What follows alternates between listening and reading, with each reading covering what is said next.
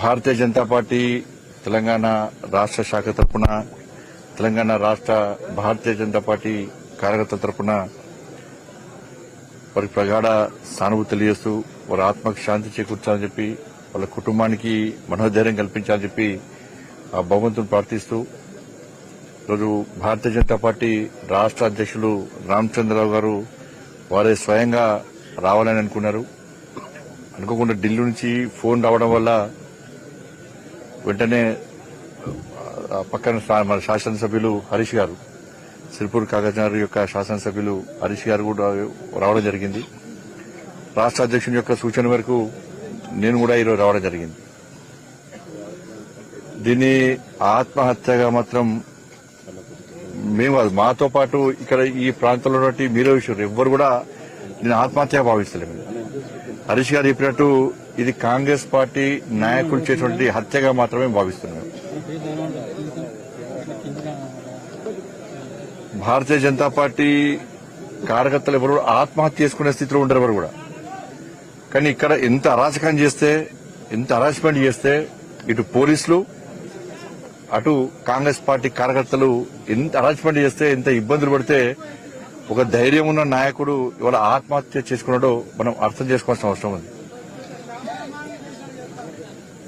వాళ్ళ ఆయన ఇల్లు చూడండి, ఇంత ఇంటీరియర్ ప్లేస్ ఇదంతా కూడా ఒక జంగల్ ప్లేస్. ఈ ప్రాంతంలో కనీసం ఇల్లు లేదు ఆయనకు. పక్కకున్న గుంట జాగమ్మి ఇలా బిడ్డల పెళ్లి చేసిందంటే ఎంత పేదరికంలో ఒక్కసారి మనం అర్థం చేసుకోవాలి. ఆ పేదరికంలో ఉన్నప్పుడు కూడా నమ్మిన సిద్ధాంతం కోసం, భారతీయ జనతా పార్టీ జెండా కోసం పనిచేస్తున్నటువంటి ఒక నిక్కార్సైన కార్యకర్త మధుకర్. గతంలో మా దురదృష్టం ఏంటంటే మేము గతంలో భారతీయ జనతా పార్టీ కార్యకర్తలందరం కూడా తెలంగాణ రాష్ట్రంలో బీఆర్ఎస్ పార్టీ యొక్క అవినీతి, అక్రమాలు, అరాచకాలకు వ్యతిరేకంగా మేము కొట్లాడినాం. కాంగ్రెస్ పార్టీ ఏ రోజు కొట్టాలి, కానీ ప్రజలు ఏం నమ్మిరో ఏం చేసినో మాకు అర్థం కాలేదు. ఓట్లు బీఆర్ఎస్ కు వ్యతిరేకంగా ప్రజల కోసం ఉద్యమాలు మేం చేస్తే నమ్మి కాంగ్రెస్ పార్టీకి ఓటేసారు. ఇవాళ మా పరిస్థితి ఏంది? ఆ రోజు బీఆర్ఎస్ పార్టీ అరాచకాలు చేసింది, కార్యకర్తల మీద లాఠీచార్జ్ చేశారు, కార్యకర్తలను 100 రోజుల పాటు, నెల రోజుల పాటు జైల్లో వేసారు, కాలు చేతులు విరగొట్టారు, రౌడీ షీట్స్ ఓపెన్ చేశారు. కానీ అయినప్పుడు కూడా భారతీయ జనతా పార్టీ కార్యకర్తలం అందరం కూడా ఇవాళ బీఆర్ఎస్ పార్టీ అరాచకాలకు వ్యతిరేకంగా కొట్టాను. ఇక్కడ భయపడలే. కానీ ప్రజలు నమ్మి కాంగ్రెస్ పార్టీ కొట్టేస్తే ఇవాళ కాంగ్రెస్ పార్టీ ఏం చేస్తున్నది? ఇవాళ బీఆర్ఎస్ కంటే ఇంకా దౌర్జన్యంగా ఆత్మహత్యలు చేసుకునే స్థాయిలో ఇలా విరుచుకుపడి ఇలా ఇంత దౌర్జన్యాలు, ఇంత దమనకాండ చేస్తున్నట్టే ఇంతకంటే సిగ్గుచేటి ఇంకోటి కాదు. వాళ్ళేమో అట్లా వేసారు, వీళ్ళు ఇట్లా వేసారు. ఇంకెన్ని రోజులు భరించాలని చెప్పండి. తెలంగాణ ప్రజలు ఆలోచించాలి. ఇవాళ మధుకర్ అనే కార్యకర్త గురించి ఇవాళ ఇటుపక్క కార్యకర్తలు, అటుపక్క ప్రజలందరూ కూడా సామాన్య ప్రజలు, ఆ చిన్న చిన్న అమ్మాయిలు, మధుకర్ అన్న మావాడు, మాకు ఆపద వస్తే, మాకు కష్టం వస్తే మధుకర్ అన్న మమ్మల్ని ఆదుకుంటాడు. ఆ రోజు కూడా చిన్న చిన్న పిల్లల డీజే వల్ల ఎగిరి పడితే పరిస్థితి ఉన్నది. బాగా తప్పదాగి ఫాల్తున్నా కొడుకులు అందరూ కూడా ఇక్కడ డీజేలు పెట్టి ఇబ్బంది పడుతున్నారు. మా గుడిసెలు మొత్తం కదులుతున్నాయి.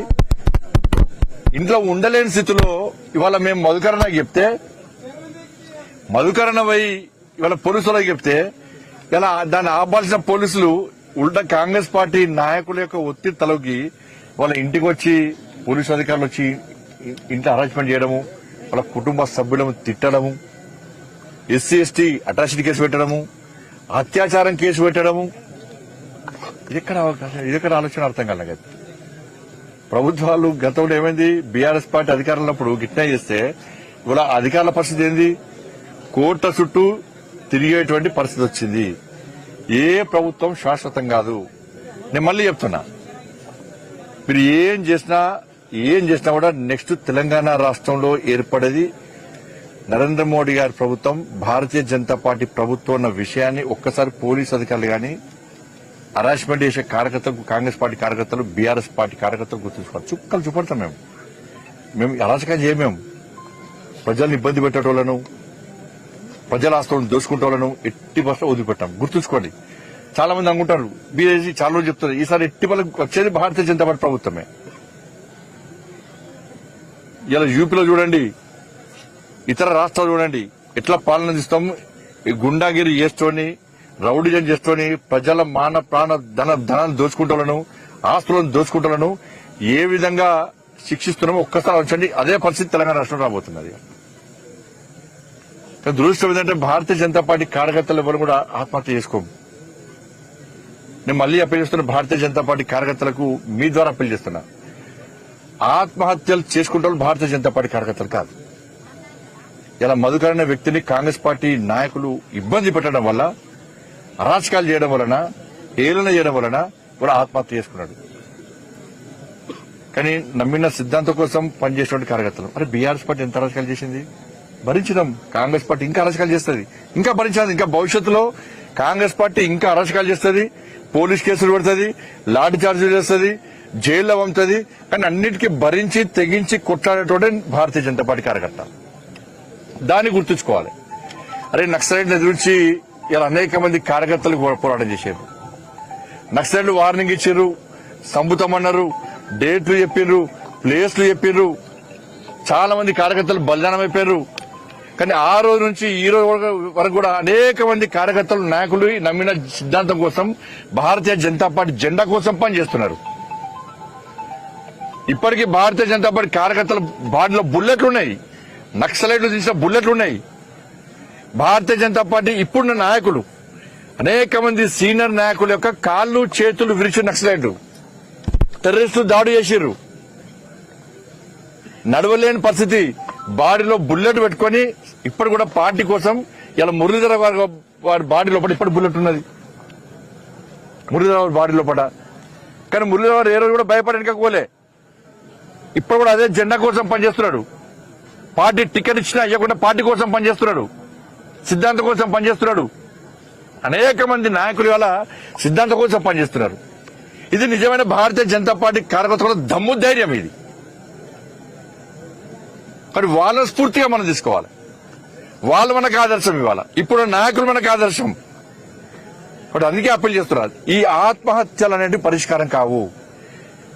మన సమాజానికి భరోసా ఇచ్చేటువంటి party Bharatiya Janata party. Yes, మీకు ఇబ్బందులు వస్తున్నాయి, ఈ కాంగ్రెస్ పార్టీ అరాచకాలు చేస్తున్నది, మీకు అండగా మేము ఉన్నామని చెప్పి ఇలా మధుకర్ చాలా సందర్భాల్లో ధైర్యాన్ని ఇచ్చిండు, ప్రోత్సాహాన్ని ఇచ్చిండు, భరోసా ఇచ్చిండు. ఇవాళ అటువంటి భరోసా ఇవ్వాల్సిన బాధ్యత ప్రతి భారతీయ జనతా పార్టీ కార్యకర్తల మీద ఉన్నది.